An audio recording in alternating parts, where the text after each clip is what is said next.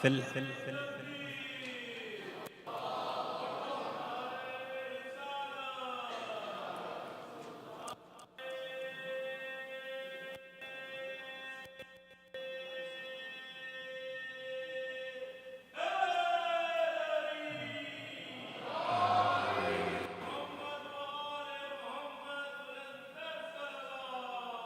اللهم صل على محمد.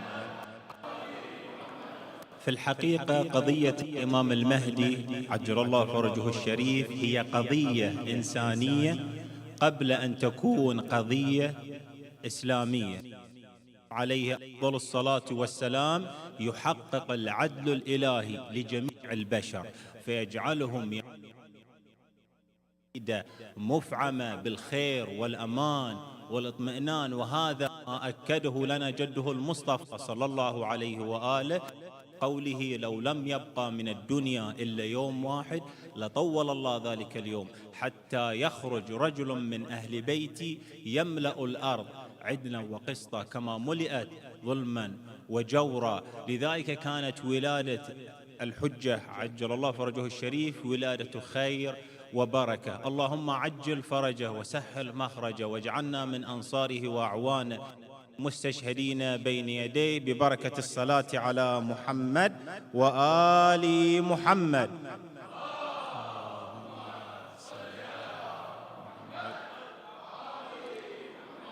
حيرني الطبيب وياي متعجف وقف حدي ترتجف بردان والنار بوسط كبدي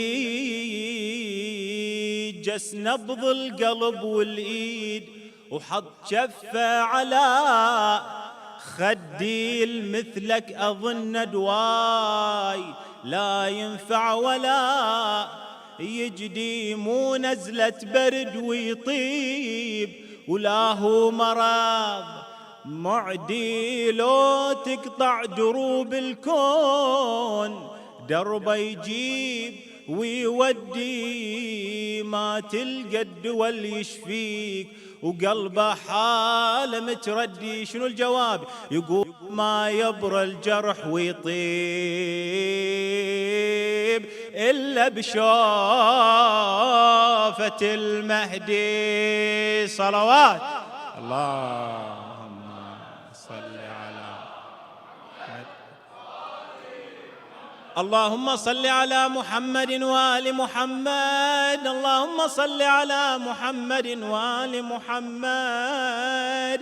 قالت حكيمة بنت الإمام محمد بن علي بن موسى بن جعفر بن محمد بن علي بن الحسين بن علي بن أبي طالب عليهم السلام، قالت بعث إلي ابن أخي الحسن بن علي في ليلة النصف من شعبان فقال لي: يا عم اجعلي إفطارك عندنا في هذه الليلة فإن الله تبارك وتعالى سيبشرنا بوليه وحجته في أرضه وخليفتي من بعدي. قالت حكيمة: فدخلني من ذلك سرور عظيم. يا مستمعين النظام صلوا على بدر التمام محمد.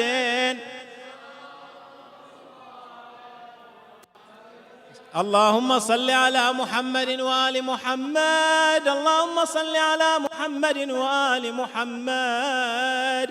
فذهبت إلى أبي محمد وهو جالس في صحن داره فقلت له: يا سيدي جعلت فداك. قالت: قلت له: ومن أمه؟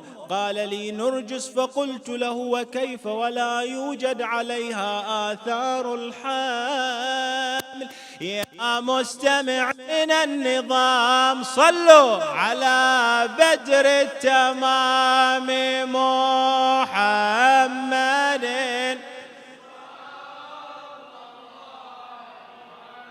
وآله وسلم. اللهم صل على محمد وآل محمد. اللهم صل على محمد وآل محمد.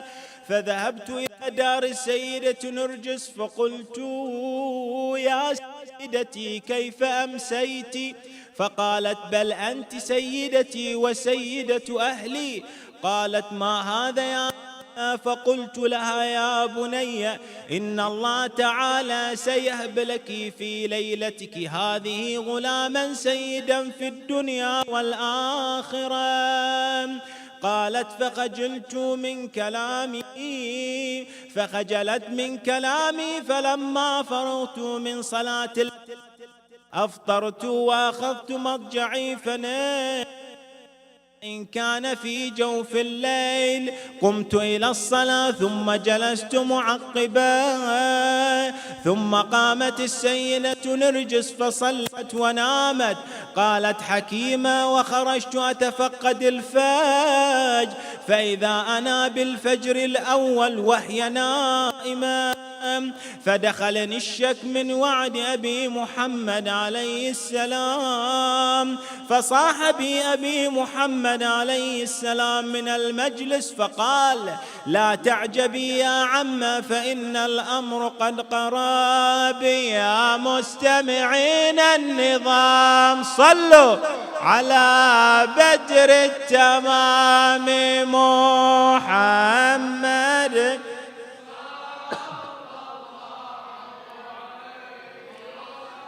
اللهم صل على محمد وآل محمد. اللهم صل على محمد وآل محمد. قالت حكيمة فتداخلني الحياة من وعد أبي محمد عليه السلام. قالت حكيمة فقلبتها يمينا وشمالا ولم أرى عليها آثار الحمل. فأخبرته عليه السلام بما فعلت فتبسم ثم قال لي إذا كان وقت الفجر سوف يظهر عليها آثار الحمل. يا مستمعين النظام صلوا على بدر التمام محمد صل. اللهم صل على محمد وآل محمد. اللهم صل على محمد وآل محمد.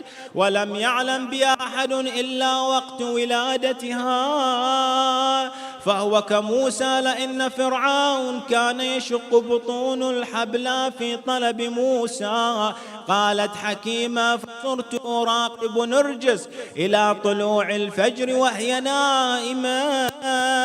فبينما أنا كذلك إذ بالسيدة نرجس قد جلست فزعا ثم ضممتها إلى صدري واستعذنا بالله من الشيطان الرجيم. يا مسمعين النظام صلوا على بدر التمام محمد صل. اللهم صل على محمد وآل محمد. اللهم صل على محمد وآل محمد. فصاح بأبي محمد وقال اقرأي عليها سورة إنا أنزلناه في ليلة القدر. فقرأت عليها كما أمر. أجابني الجنين الذي في بطنها وأخذ يقرأ كما أقرأ وسلم علي. وهذه معجزة للإمام. ففزعت من ذلك الأمر فصاح بي أبي محمد عليه السلام وقال لا تعجبي من أمر الله سبحانه وتعالى فإن الله ينطقنا بالحكمة صغارا ويجعلنا حججا على خلقه كبارا. يا مستمعين النظام صلوا على بدر التمام محمد صل. اللهم صل على محمد وآل محمد. اللهم صل على محمد وآل محمد. تقول حكيمة: فأخذني النعاس وحينما جلست التفت إليها وإذا بها طيبت عني وضرب بيني وبينها حجاب، ففزعت وأشفقت عليها. بعد ذلك مضيت إلى أبي محمد عليه السلام وأنا صارخا، فلما رآني وأنا في تلك الحال ناداني: لا عليك يا عمه، ارجعي إليها وسوف تجدينها في مكانها.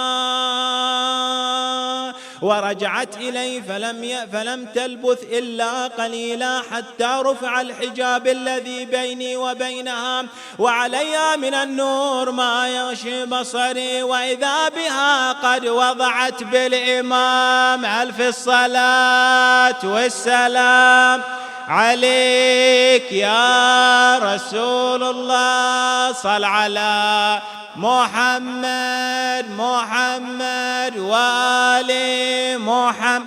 علي بن أبي طالب صلوات ربي والحسن والحسين صلوات ربي، وزين العابدين صلوات ربي، والأئمة المعصومين صلوات ربي.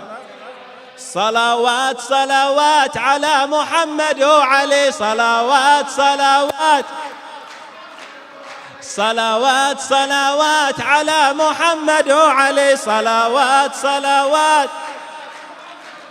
نبينا محمد صلوا عليه وعلى علي، صلوات صلوات. والزهرة البتولة هي ملاذي وأملي، صلوات صلوات. والحسن والحسين ريحانة الهدي النبي، صلوات صلوات. والسجاد والباقر والصادق أصل ومذهبي، صلوات صلوات. صلوات صلوات.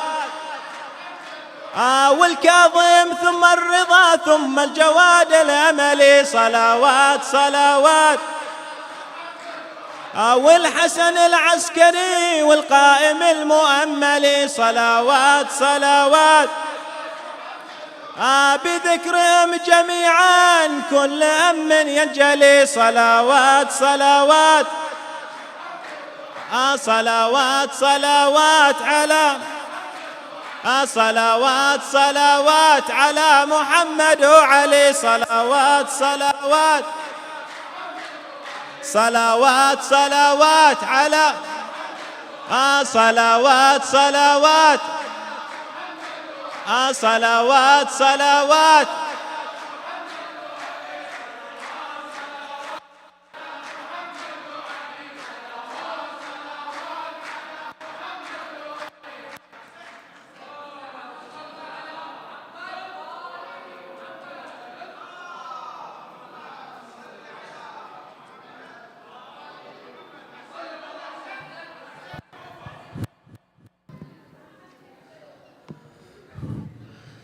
صلوا على محمد وآل محمد.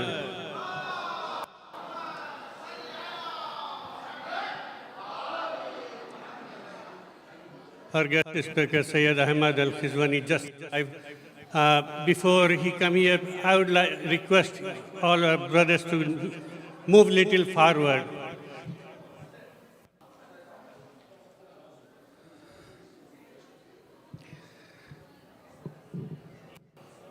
Again, brothers, if you can move forward, it will be helpful for the people who are coming late.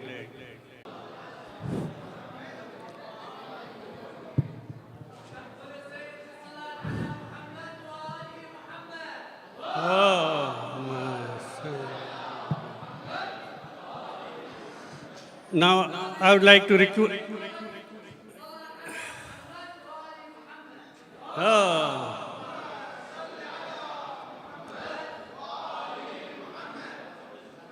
Please welcome our guest speaker, Sayyid Ahmad Al-Khizwani, with a loud salawat.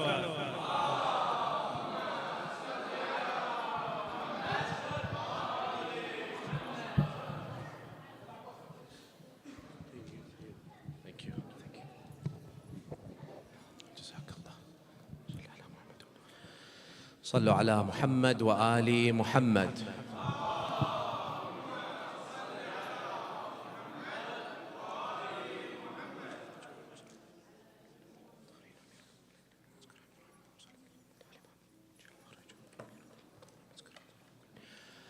بسم الله الرحمن الرحيم.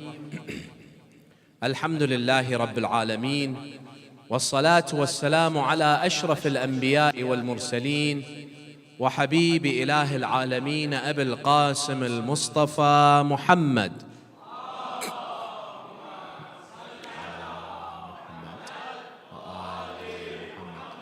وعلى أهل بيته الطيبين الطاهرين الهداة المهديين، واللعنة الدائمة على أعدائهم أجمعين إلى قيام يوم الدين. Respected brothers and sisters, Assalamu alaikum jami'an wa rahmatullahi wa barakatuh. I extend my sincerest congratulations on this great event, which is the birthday of the Savior of humanity, the awaited 12th Imam of Ahlul Bayt, Sahib al-Asri wal-Zaman, الإمام المهدي المنتظر عجل الله تعالى فرجه.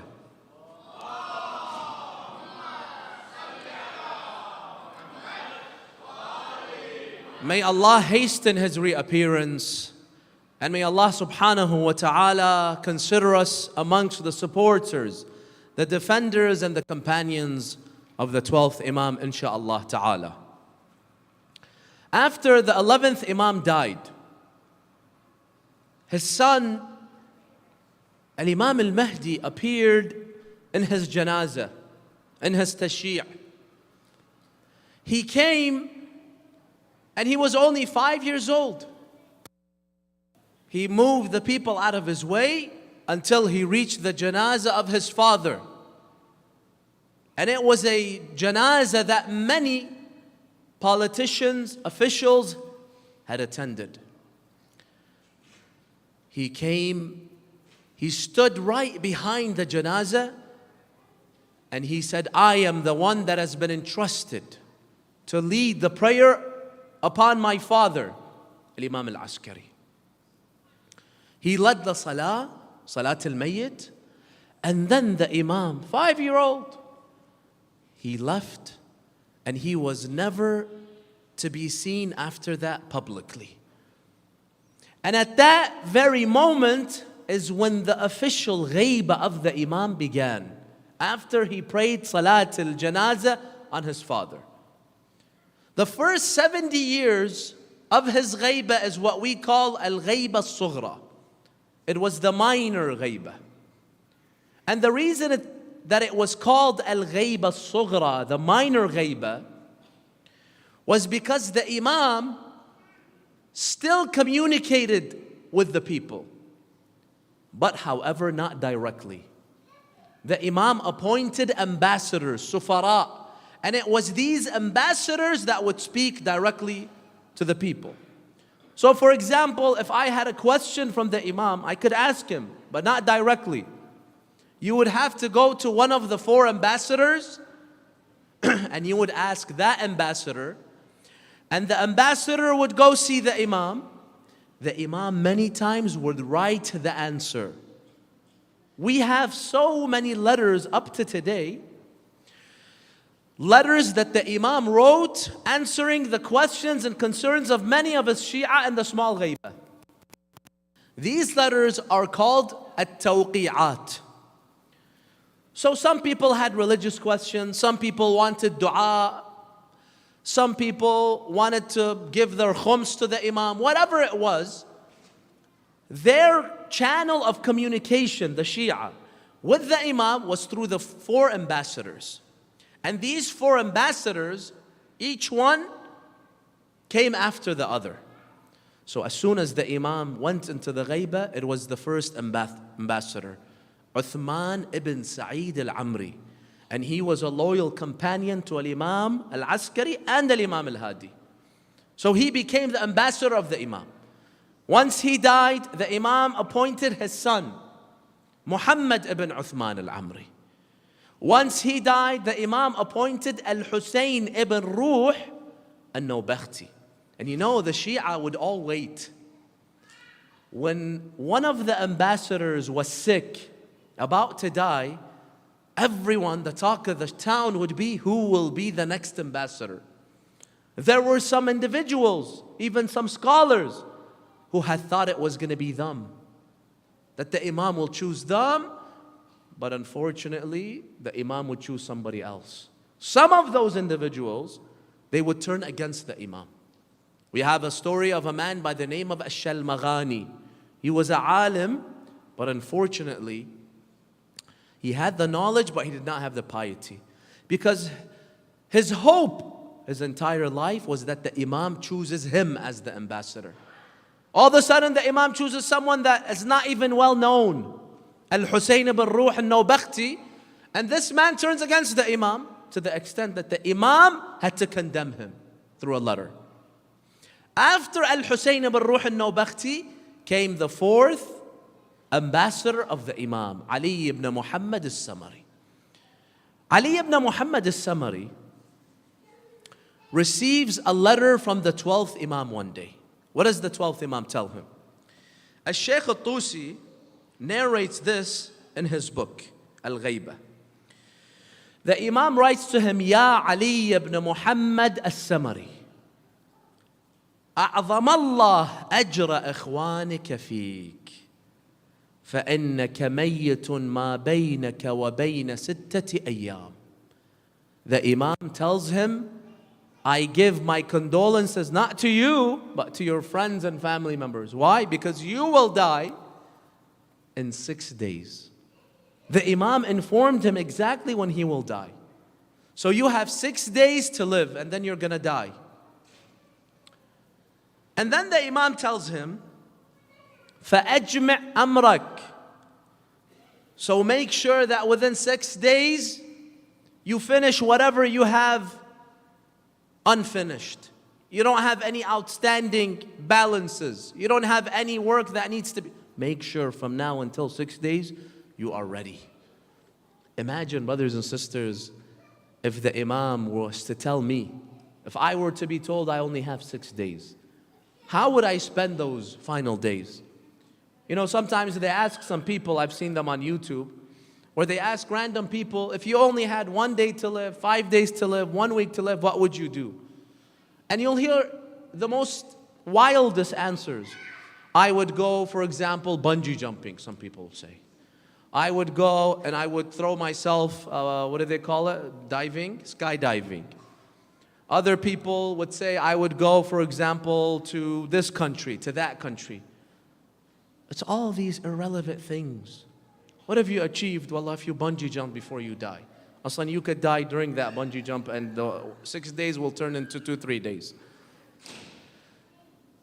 And the reason why you find many answers are just meaningless is because many people's lives are meaningless. They don't know why they're living. Their life has no purpose, has no meaning.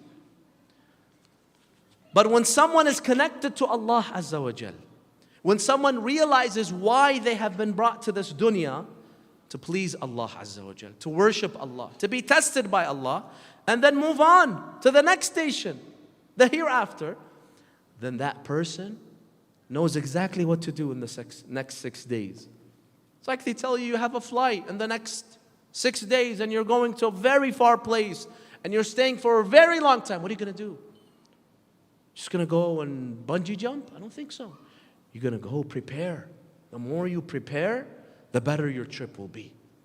So the 12th Imam tells his 4th ambassador, you're going to die in 6 days. So make sure you are prepared.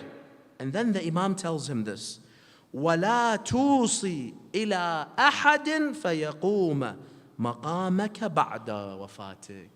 It was customary that before the ambassador dies, the Imam tells him to appoint the next ambassador, so that there would be one ambassador after the other. But this time, the Imam tells him, do not appoint anyone after you. Why? The Imam says why. He says, فَقَدْ وَقَعَتِ الْغَيْبَةُ الْكُبْرَى. Now, this is a huge turning point for the Shia school of thought. Now, the Shia are moving from the minor ghaiba, which they had 4 ambassadors that they could reach the Imam through. They are moving towards the major ghaiba, al-ghaibatul kubra. The Imam says, فَقَدْ وَقَعَتِ الْغَيْبَةُ التَّامَّةُ. Because after you die, it will be the full ghaiba, meaning there will be no way to access the Imam. There will be no way to send a message to the Imam, to send a letter to the Imam. The Imam will be alive, he will be present, but we just cannot access him. So the Imam tells his last ambassador that this is the last ambassador. There won't be a 5th, there won't be a 6th. It was just 4. That was a time to prepare the Shia for the Imam set the stage. He made sure that everything has been prepared so that the Shia are ready for the large ghaibah. Now here, there are 2 points. Number one, when the Imam says that I will go into a large ghaibah, or the large ghaibah will begin, many people have understood this in a wrong way. They think that the Imam, after those 70 years, so the Imam was 5 when he went into the small ghaibah. At 70 years makes him how old when the large ghaibah began? How old? Can't hear anything. 5 plus 70. Can't get easier than that. 75 years old. Some people think that after that, the Imam, he went in a cave somewhere or in a basement and he's just hiding there, which is completely wrong. This is as far as possible that you can get from the meaning of ghaibah. The meaning of ghaibah is just what? There's no more ambassadors. There used to be direct line of communication. Now there's no direct line of communication. But is the Imam hiding? Absolutely not. Is the Imam afraid? Absolutely not. Is the Imam on an island somewhere, basement somewhere? No. Whatever he was doing the first 70 years, he continued. The Imam has certain objectives, certain goals. Allah Azza wa Jal directs him to do certain things behind the scenes. That does not mean he's hiding. The only thing means there is no line of communication with him. His identity is concealed and we don't know where he is. Or else maybe we have met him. That's number one. Number two, the Imam didn't just leave the Shia all by themselves. Because someone can object and say, why did the Imam do that? Now, of course, it's a plan of Allah, but why would Allah do that? At least during the small ghaibah, there's a way to reach the Imam. Let's say we were living in the small ghaibah. And then all of a sudden, Ramadan's coming up in a couple of days, right? Every year, the moon fighting precedes Ramadan, right? This marja' said this, that marja' said that. The moon was spotted, no, it is not spotted. And in Eid, it's even worse because we're all so eager to have Eid one day earlier.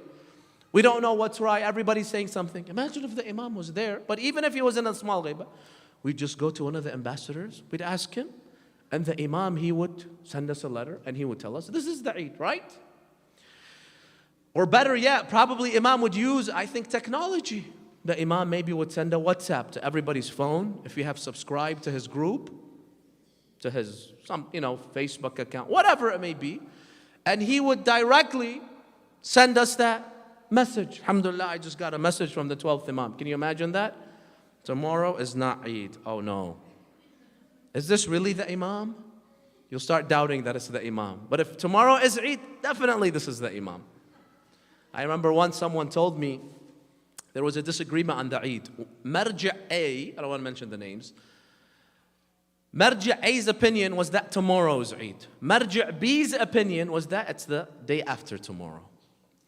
So someone came up to me, and that person, this is a couple of years ago, that person followed Marja' B. His friends all followed Marja' A, so he felt left out. All my friends are having Eid tomorrow, but I have to wait until the day after tomorrow.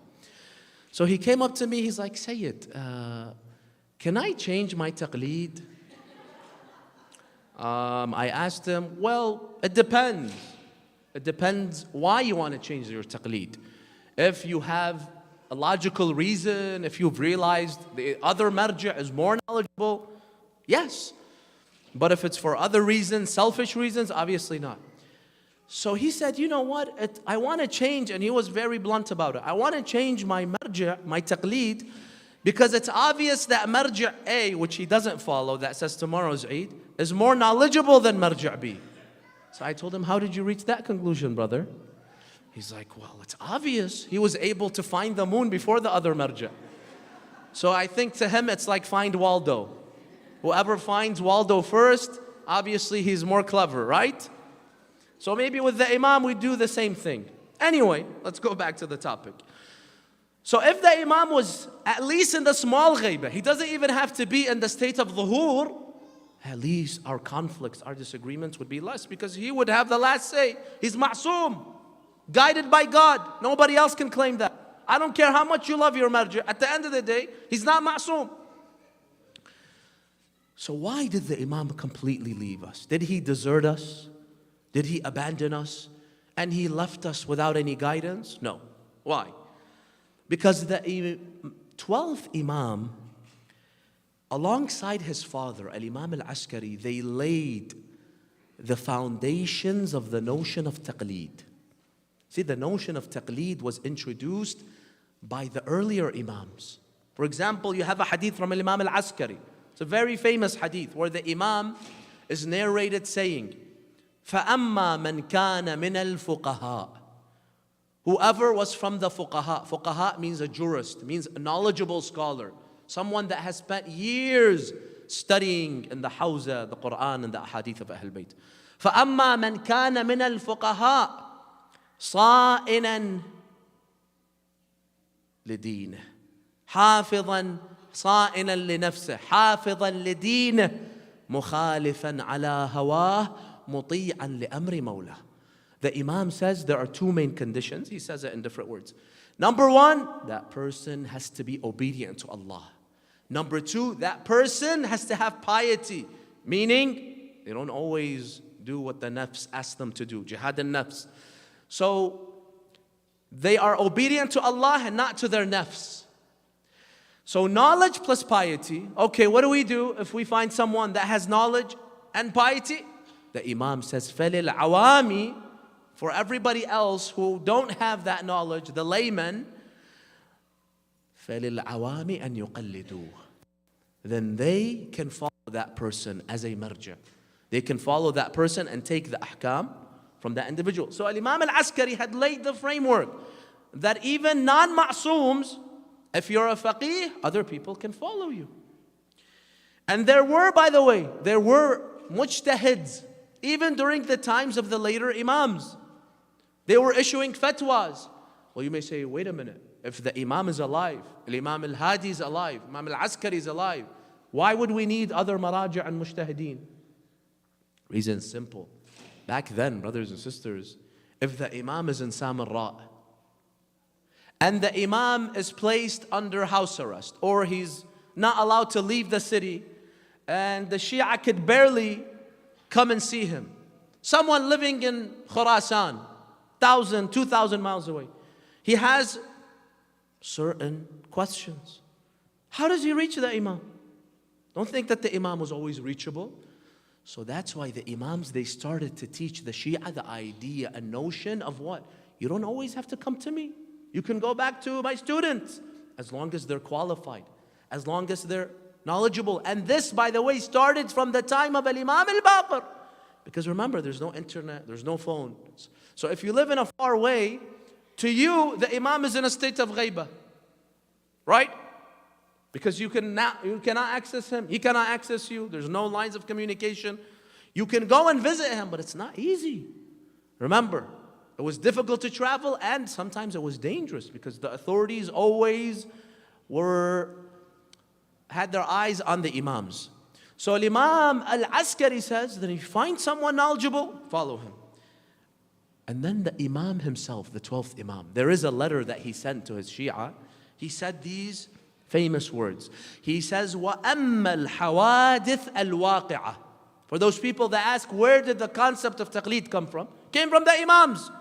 He says, وَأَمَّا الْحَوَادِثْ الْوَاقِعَةِ. For all the events that happen, all the Muslim issues any issues that you have pertaining to Islam, who do we go back to? The Imam is going to go into the large ghaibah. Okay, who do you go back to? The Imam says, وَأَمَّا الْحَوَادِثُ الْوَاقِعَةِ فَارْجِعُوا فِيهَا إِلَى رُوَاتِ حَدِيثِنَا. Go back to the ones that have memorized and understood our ahadith. فَإِنَّهُمْ حُجَّتِي عَلَيْكُمْ. For they are my hujjah, my pretext, my authority over you. Meaning I give them the authority to represent me. وَأَنَا حُجَّةُ اللَّهِ عَلَيْهِمْ. And I am the authority over them. So I am entrusting the ulama. I'm entrusting those that know the hadith of Ahlul Bayt, alayhimus salam, for them to what? For them to lead, for them to guide, for them to issue the fatwas. And then the Imam, after he said this, Ali ibn Muhammad al-Samari, remember the hadith we started with? So he told him that you're going to die in 6 days, so make sure you're prepared and don't appoint anyone because the large ghaibah will begin. After he said that, listen to what the Imam said. He said, فَلَا ظُهُورَ إِلَّا بِإِذْنِ اللَّهِ. So obviously when the Shia hear this news that the Imam is going into a large ghaibah, they're going to ask, until when? When will you finally appear just like the other Imams and we can see you and pray with you? When will you reappear, Ya Sahib al-Zaman? The Imam says in that letter, فَلَا ظُهُورَ إِلَّا بِإِذْنِ اللَّهِ. The reappearance will happen whenever Allah Azza wa Jal decides. So no one knows but Allah Azza wa Jal. That's why the Imams of Ahlul Bayt in numerous ahadith, you know, they tell us so many things about the reappearance, about the signs of the reappearance. If you see, for example, such incidents, such events unfolding, then know that the Mahdi is near. They tell us everything, where the Mahdi will reappear, on which day even, which day he will appear, and which day his movement will begin. For example, the hadith tell us the Imam will make his first appearance in Ramadan, 23 of Ramadan. But he will not start his movement. This is when he appears. How many months after does he start his movement? He starts his movement on the day of Ashura. Subhanallah. The revolution of Imam Hussein was on the day of Ashura.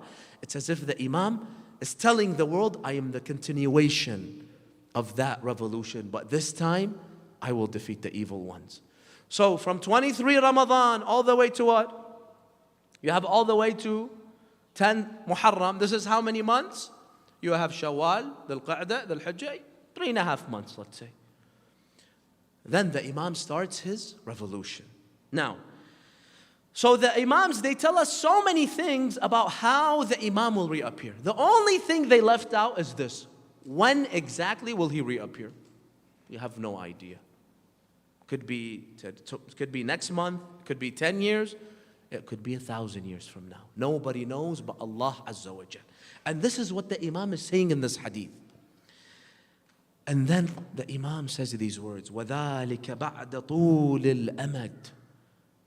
The Imam is saying, I will only reappear after a very long time. Now the Shia, they thought very long time was 100 years. Maximum 150 years. But it's been how many years now? Since that letter. So that's, you could say this is in the year 329 after Hijrah. Right now it's 1440, what? 44. So that's more than 1,000 years ago. 1,100 years ago, the Imam is saying the ghaibah will be very long. And only Allah knows when he will reappear. وَقَسْوَةِ الْقُلُوبِ. The Imam says, and because my appearance will be so far in the future, people's hearts will begin to harden. And when we say heart, we don't mean your physical heart, right? Don't go to a cardiologist to ask him, has my heart hardened or not? Because when we say heart, when the Quran says heart, qalb, what we mean is your spirit. This is what we mean. Your spirit. After people's spirits harden, which means when your spirit hardens, that means nothing can penetrate it. No words of wisdom, no verses of the Quran, no ahadith affect us. We become slaves of the dunya. So the Imam says, you will find that people, khalas, they will become worshippers of the dunya.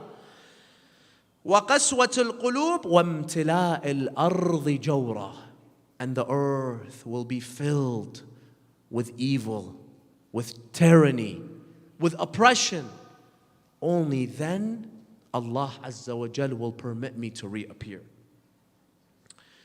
Then the Imam says these words. He says, وَسَيَأْتِي لِشِيعَتِي. Listen carefully. وَسَيَأْتِي لِشِيعَتِي مَنْ مُشَاهَدَةً. He says, during this large ghaibah, which could be thousands of years, some individuals will come to my Shia and they will claim mushahada. Now, what does mushahada mean? We will get to that. But it appears, when you read it for the first time, what does mushahada means? To see, right? To witness. So there are some people that will claim, they'll make false claims to my Shia that I saw the Imam. I met the Imam. Recently I saw a post, someone saying I had breakfast with the Imam. Really? He was not saying it in a joke. And subhanAllah, this happened to me last month. A sister calls me. I'm in Dearborn. And she says, Sayyid, I'm here in Dearborn and I want to see you in the mosque. I was like, okay, what do you need? I can't tell you over the phone, you have to come. Okay. That's not how I function, I'm sorry. You have to tell me what you need. She tells me this directly. She tells me the 12th Imam has sent me. And he told me to come on this specific day. So I was like, wait. The 12th Imam talks to you? He said, yes. Always communicates with me. So I was talking on the phone. She said, the 12th Imam always calls me. I don't know which device he has, iPhone or Samsung. But the Imam always talks to me and he gives me orders. And by the way, you know how I got here? Through Tayy al-Ard. Tayy al-Ard is like, through teleportation. You know how Sulaiman, the story of Sulaiman, Asif ibn Barkhia, he brought the throne of Bilqis within a second, all the way from Yemen to Palestine? That's how the Imam brought me. So she's claiming a miracle. After she finishes, I tell her, okay, sister, any more questions? Because I don't have time for this. I have to leave. So I kind of hung up. Then after being a messenger of the Imam, she just started to curse me on the text message. So unfortunately, sometimes you have to block these people who claim to be people that meet the Imam. So the Imam, he foretold of this. He said, some people will go to my Shia and they will claim that they witnessed me. And then the Imam tells us how to react. If someone comes to you, I don't care how big their turban is and how long their beard is. Whoever comes to you and tells you that I saw the Imam and he did this, said that, whatever. The Imam says in this hadith, أَلَا فَمَنِ ادَّعَ الْمُشَاهَدَةِ. Whoever claims mushahada. I said we'll come to this and we'll explain the different meanings. But let's go with this meaning for now. Whoever claims that they saw me قَبْلَ خُرُوجِ السُّفْيَانِ. Before the Sufyani rises, because the Sufyani is one of the signs of the reappearance. Once the Sufyani rises, it is possible to see the Imam, because he'll make his appearance. But as long as the Sufyani has not rise, and the Sufyani is the one who represents the forces of evil, and he will be the main enemy of the 12th Imam. When the Imam rises, the Imam will defeat him. So he says, فَمَنِ ادَّعَ الْمُشَاهَدَةَ قَبْلَ خُرُوجِ السُّفْيَانِ وَالصَّيْحَةِ. And number two, as-sayha. What does he mean by as-sayha? The cry of Jibra'il. The Imam is speaking about some of the signs of the reappearance. Because one of the signs of the reappearance is that Jibra'il will make a call. Everyone will hear him on earth. What will he say? That the Qa'im of Al Muhammad has appeared. So everyone be prepared to join him. Every human being will hear the call of Jibreel. Sufyani has appeared. We've heard the sayha. Now, if someone tells you that I have seen the Imam, that's fine. But as long as these two signs have not happened, the Imam says, فَمَنِ ادَّعَى الْمُشَاهَدَةَ قَبْلَ خُرُوجِ السُّفْيَانِ وَالصَّيْحَةِ. Whoever claims that they saw me before these two signs, the Imam says, فَهُوَ كَذَّابٌ مُفْتَرِي. That person is a liar and an impostor. Never believe anyone that says, I see the Imam, I talk to the Imam. The Imam himself is saying this. So the question is here. We hear some reports throughout history, the last century, the last 1,000 years, of certain scholars who did meet the Imam. There are Sayyid Fulan, Ayatollah Fulan, this marja, that marja. They actually met the Imam and the Imam spoke to them. Does that mean all these individuals are imposters and all of that is fake? Because the Imam himself is saying before the Sufyani and the heavenly cry of Jibreel, whoever claims that they saw me, they are an impostor. Some scholars believe yes. Some. They say any report you hear that any alim, any marja, whoever it is saying, or he saw the Imam, this is all nonsense. It's fabricated. It's not the scholar himself who made it up. Someone made it up and then they attributed it to that scholar. Correct? Right now I can say, for example, Sayyid al-Khu'i, he met Imam al-Mehdi. I mean, he's dead. Can he validate that? He can't validate that, obviously. If someone's dead, you can claim whatever you want. So some scholars believe yes, because this is the gist of the hadith of the Imam, that it is impossible to see the Imam during the ghaibah. You can't see him. That is one meaning. Some other ulama give it another interpretation. What's that other interpretation? The other interpretation is that, you see, the Imam didn't say that no one will see me. He said whoever claims that they saw me. Is there a difference between saying no one will see me and saying whoever claims that they saw me, they're a liar? Is there a difference? Of course. That means you can see the Imam, but you will stay silent. Whoever comes out and claims that they saw the Imam, as Imam tells us, don't believe that person. Because if someone reaches a level in spirituality that Allah chooses them to meet the Imam of their time in the ghaibah, that person will never talk about that. Why? Because obviously they can use that to their advantage. They could use that to their advantage and make people do whatever that individual wants. So some scholars say no one will come out and claim and be truthful. But if that person never claimed, like some maraja that we have stories in history that they saw Imam al-Mahdi, they never claimed it. So how do we know? There are just mysterious ways in which this news reaches us. So the point is, it's possible for someone to meet the Imam during the ghaibah, because the Imam focused on the word whoever claims. Now that's one interpretation of this hadith. Another interpretation of this hadith is that the Imam is speaking about being an ambassador.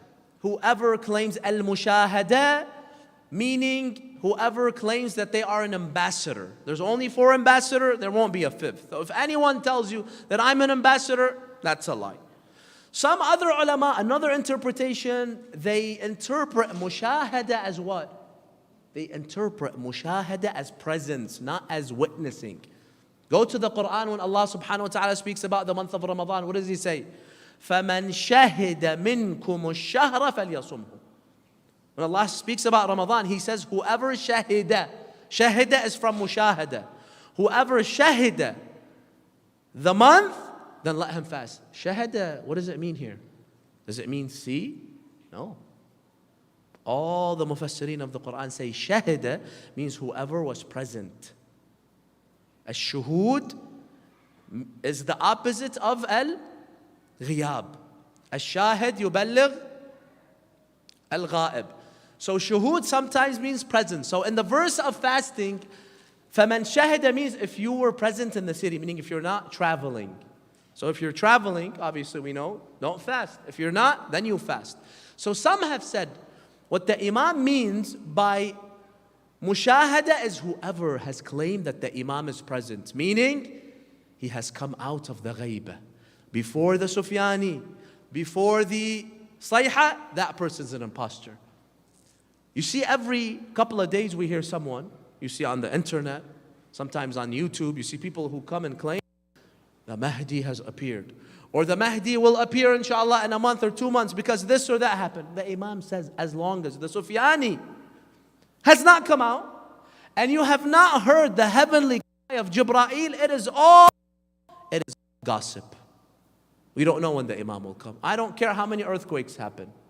I don't care how many tsunamis happen, how many solar and lunar eclipses happen. None of that is a definite sign. The only two definite signs are these two: the Sufyani and the heavenly cry of the Imam. Then we can say the Imam is appearing, or else it will all be speculation. So based on this, I would say the majority of scholars believe that it is possible to see the Imam. But however, only 1 out of millions will have the honor to meet the Imam. Because the Imam is so pure. And in order for me to have that honor from Allah Azza wa Jal, to see the Imam, just seeing the face of the Imam, you know what a blessing it is. You know what an honor it is? What a privilege it is?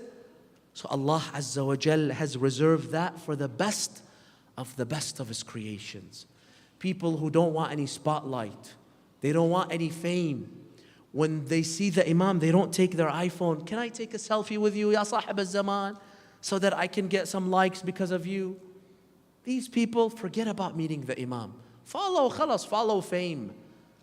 You either follow Allah subhanahu wa ta'ala and pleasing Him, that's what you care about, or it's about how many likes I have, how many views I have, how many followers I have. Isn't it what it's about today with teenagers?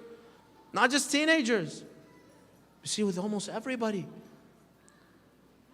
What's important is just to be famous. Even if we become famous through immoral ways. There's a trend that I've seen on Instagram and TikTok. Teenagers that try to get famous by what? By disrespecting their parents. Making fun of their parents. You've seen those videos. His dad is sleeping. He goes and he kicks his dad. His dad gets up and he wants to beat him up, right? And he's laughing. That gets 1 million views. I'm famous. You're famous, but you idiot. You lost your father. You have displeased your father. This is not being famous. This is being infamous. So fame, brothers and sisters, shouldn't be something that we make it a goal. Yes, if fame comes as a perk, you're serving Allah, you're doing something good, and you become famous, no problem. But when you put your eyes on fame and it becomes your number one goal, trust me, this is when you try to trample all your moral codes just in order to feed that greed of the nafs, that I want more followers. I will do anything haram. I will do anything that is immodest and post it on social media just because it will increase my followers. So Allah subhanahu wa ta'ala has reserved that honor only for select few people, individuals that have a constant relationship with the Imam. Brothers and sisters, how many times do we remember Sahib al-Zaman in our lives? Alhamdulillah, mid-Sha'ban comes, we remember him. When we have our programs, we remember him, we read Dua al-Faraj, Allahumma kulli waliyik, correct? But honestly, how many people, if you don't count Ashura and maybe the nights of Qadr, Layali al-Qadr, and some of the important celebrations of the birthdays of the Imams, most people, do they even come to the mosque? No. Are they reciting Dua al-Faraj on a daily basis? Probably not. They will remember the 12th Imam 4 or 5 times a year and they think that's enough. The Imam, brothers and sisters, has to be a part of our lives. We have to have a relationship with the Imam. Just because I can't see him doesn't mean I can't have a relationship. Or else, based on that logic, then we should not have a relationship with Allah as well. Can you see Allah? Can you see God? Can you see angels? No. Can you see the shaitan? No. Then why are some of us friends of the shaitan? We can't see him, but yet you see many people, obviously they are followers of the shaitan. So just because we can't see the Imam doesn't mean I can't have a relationship with the 12th Imam. You may ask, well, how do I have a relationship with someone that I can't see? Habibi, you don't have just eyes. You have a heart. You have a mind. You have a spirit. Imam Ali was on the minbar one day and someone asked him, have you seen your Lord? The Imam said, yes. How can I worship a Lord that I have not seen? So the man was surprised. He told him, how did you see him? Tell me how he looks like. The Imam told him, لَمْ تَرَهُ الْعُيُونَ بِمُشَاهَدَةِ الْأَبْصَارِ. Do not misunderstand me. I have not seen him with my eyes. وَلَكِنْ رَأَتْهُ الْقُلُوبِ بِحَقَائِقِ الْإِيمَانِ.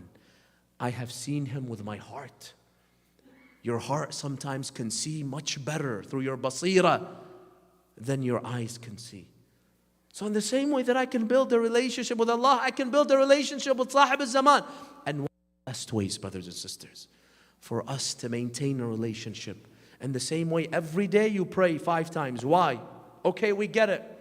There's only one God and Muhammad is His messenger. Why do we keep on repeating it every day? You know why? Because we are constantly bombarded by the dunya. As soon as you leave the mosque, it's all dunya. The advertisement, your phone, the TV, the billboards, shopping, work. You get a call. It's all distracting from Allah Azza wa Jal. So you need at least 5 reminders. And this is minimum to remind you of Allah Azza wa Jal. That there's a greater plan, creator. You have a problem, Allah is greater than your problem. Allah can help you. You're struggling financially, Allah has the Razzaq. So that reminder, of brothers and sisters, because sometimes when you forget about Allah, you think you're all alone. That's why some people fall into deep depression and they commit suicide, because they fall in a state of ghafla. They forget about Allah. Allah is there. He's watching you. Don't worry. It might be a difficult time, but in the end, Allah will help you. Allah just wants to take patience sometimes.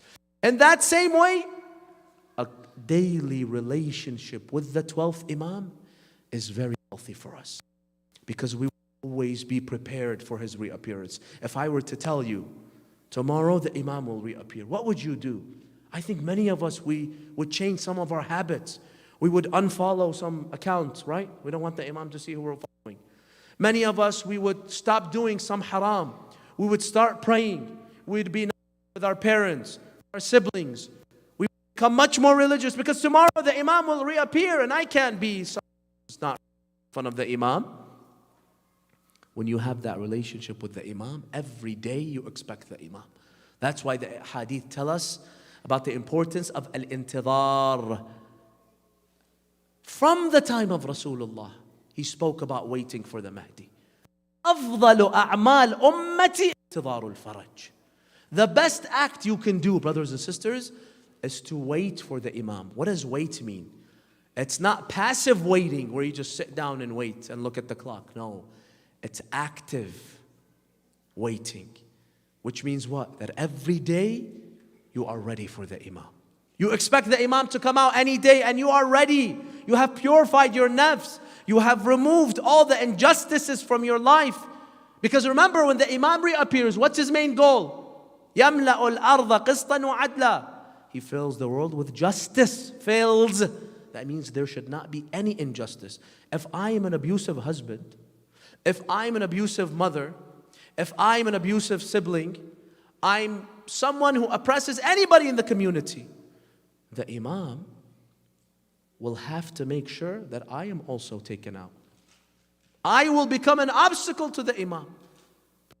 It's 100% justice, and I'm unjust. That means the Imam has to what? Imam says, you know what? You're an enemy. Because the Imam sees in 2 colors, justice and injustice. If you're with justice, you're on his side. If you're with injustice, you're with the enemy. Even if you come to the ma'tam, even if you come and cry for Imam Hussein, but you're unjust in your house, you oppress your family, you oppress your neighbor, you oppress anyone in the community, the Imam will consider you from the enemies. Go join the Sufyani. What are you doing joining me? The Imam doesn't care about slogans. The Imam wants action. So this, brothers and sisters, the constant relationship with the Imam, when you remember him every day, remind you of the values that he stands for. Let me be just. Before I speak this word, if the Imam was to appear, how would that make me look? What would that do? My standing in front of the Imam. And one of the most beautiful ways to have, there's many du'as of Ahlul Bayt, but one of the most beautiful ways is to recite Du'a al-Ahd, brothers and sisters. Recite it every day. It's recommended to recite it every single day. It's a beautiful du'a.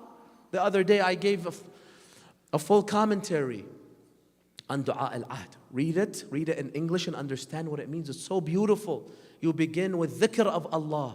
Allahumma Rabba al-Nur al-Azim, Rabba al-Kursi al-Rafi'.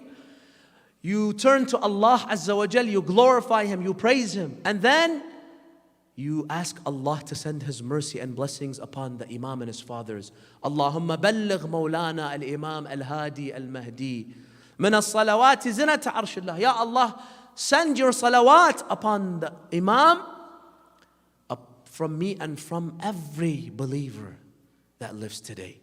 And then you transition to this beautiful part where you begin to address the Imam himself. Allahumma inni ujaddidu fi sabihati yawmi hada wa kull yawm min ayyam hayati aqdan wa ahdan wa bay'atan fi unuqi la ahulu wa la azulu anha abada.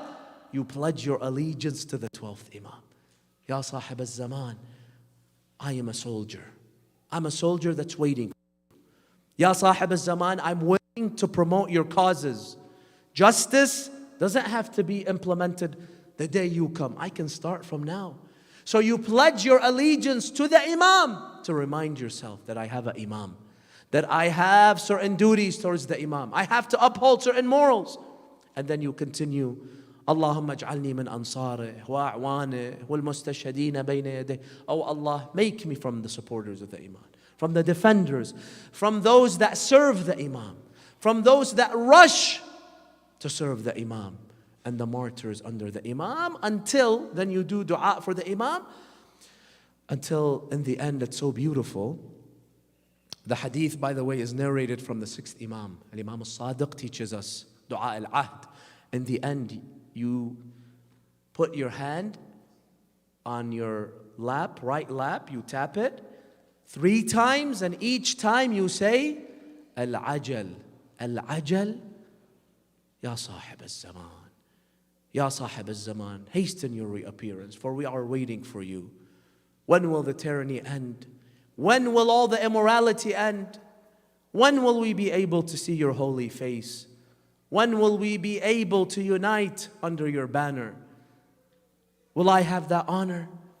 And also one of the beautiful parts that I skipped is that you tell Allah, Ya Allah, if I don't make it to the day that the Imam appears, then I ask you, Ya Allah, if death comes between me and the Imam, in حال بيني وبينه الموت الذي جعلته حتما على عبادك مقضية, then I ask you, Ya Allah, فأخرجني من قبري مؤتزرا كفني شاهرا سيفي مجردا قناتي ملبيا دعوة الداعي في الحاضر والبادي. I ask you, Ya Allah, to resurrect me, to bring me back to life while I'm wearing my kafan. I'm holding my sword in my right hand and my spear, meaning I'm ready. I'm ready to do whatever they want. I'm ready to answer the call of the Imam. And this is what our hadith tell us, the raj'ah, the return. That many believers, Allah will allow them to come back to life so that they can see that beautiful day that the Imam conquers the world and justice fills the world. And every single one of you can be one of those people. So don't say, you know what are the chances of me becoming a companion of the Imam? No. Don't worry about when he reappears. Worry about what you do and how you live your life, and Allah will make it happen. Even if the Imam reappears 1,000 years from now, Allah will resurrect you and you will be one of the companions of the Imam. But you have to keep that relationship every single day. Start your day with dua al-ahd. This is one of the most beautiful ways that we can edify ourselves and we can keep that flame, that love for Sahib al-Zaman alive in our hearts. I ask Allah subhanahu wa ta'ala to bless you all. I ask Him to give us the tawfiq, the ability that we can become followers, true Shia of Sahib al-Zaman, that we can remember him every single day of our lives. We can follow the teachings of Sahib al-Zaman and his fathers, Ahlul Bayt alayhim as-salam. We ask Allah to hasten his reappearance. Allahumma ajjil li waliyyika al-faraj. Waj'alna min ansarihi wa a'wanihi wal mustashhadeen bayna yaday. We ask you, Ya Allah, to hasten his reappearance and to make us all from the loyal supporters, defenders, companions of Sahib al-Asri wal-Zaman. We ask you, Ya Allah, to grant us the ziyarah of his fathers in this life, to grant us their shafa'ah in the next life. And we ask you, Ya Allah, to enable us to follow in the footsteps of Ahlul Bayt and to be real Shia of Sahib al-Zaman. May Allah subhanahu wa ta'ala bless you all. May Allah accept your a'mal. May Allah subhanahu wa ta'ala give you the power and strength to be loyal companions of the 12th Imam, insha'Allah ta'ala. هذا وآخر دعوانا أن الحمد لله رب العالمين وصلى الله على سيدنا محمد وآله الطاهرين.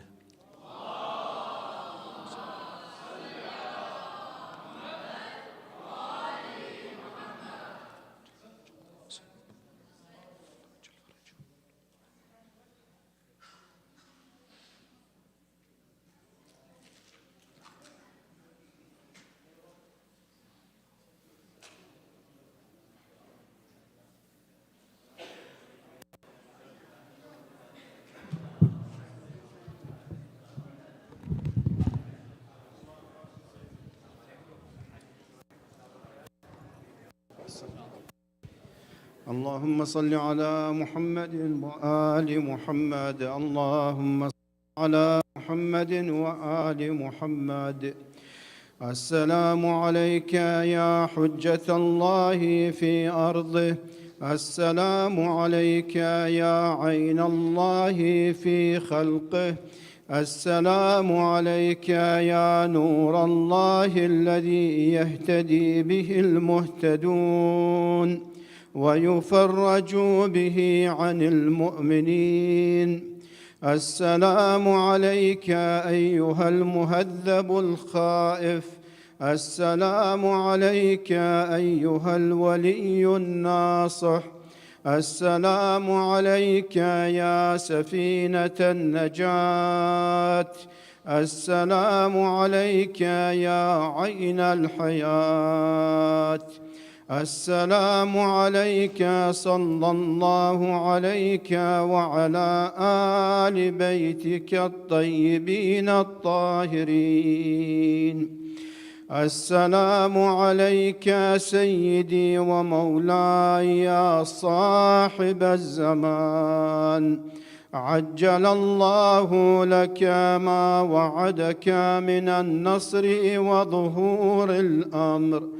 السلام عليك يا مولاي. أنا مولاك عارف بأولاك وأخراك. أتقرب إلى الله تعالى بك وبآل بيتك وأنتظر ظهورك وظهور الحق على يديك. وأسأل الله أن يصلي على محمد وآل محمد وأن يجعلني من المنتظرين لك والتابعين والناصرين لك على أعدائك والمستشهدين بين يديك في جملة أوليائك. السلام عليك يا صاحب الزمان، السلام عليك يا شريك القرآن، السلام عليك يا إمام الإنس والجان، السلام عليك يا قاطع البرهان. متى نراك سيدي وأنت تئم الملأ، متى نراك سيدي وأنت في حضرة جدك الحسين، فيأتيك النداء إلى الآن يا ولدي، إلى الآن يا ولدي. متى نراك سيدي وأنت تحمل طفل الحسين، فتقول يا عدل يا حكيم، احكم بيني وبين من ذبح هذا الرضيع من الوليد إلى الوريد. السلام عليك وعلى جدك رسول الله، السلام عليك وعلى جدك أمير المؤمنين، السلام عليك وعلى جدتك فاطمة الزهراء سيدة نساء العالمين، السلام عليك وعلى عمك الحسن المجتبى، السلام عليك وعلى جدك الشهيد الحسين، السلام عليك وعلى آبائك المعصومين الطاهرين، ورحمة الله وبركاته. صلوات على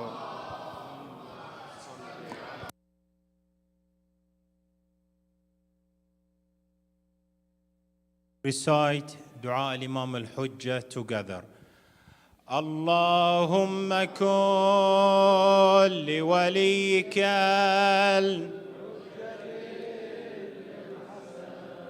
صلواتك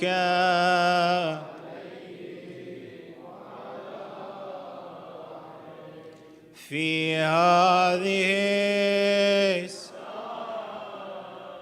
وفي كل وليا وقائدا ودليلا حتى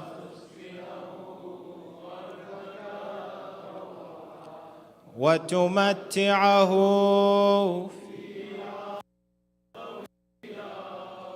برحمتك. الآية المباركة لشفاء المرضى وقضاء الحوائج. أما يجيب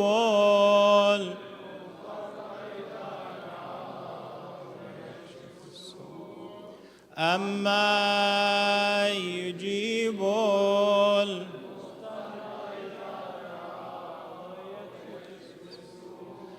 أما يجيب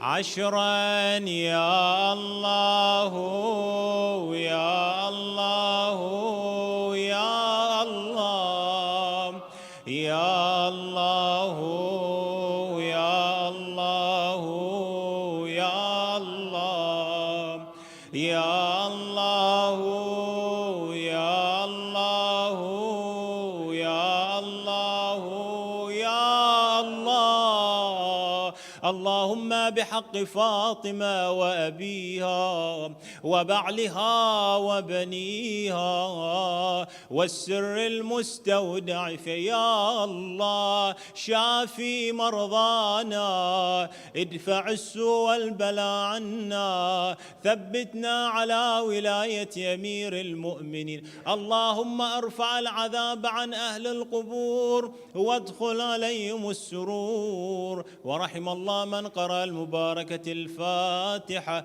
تسبق الصلاة على محمد وآل محمد.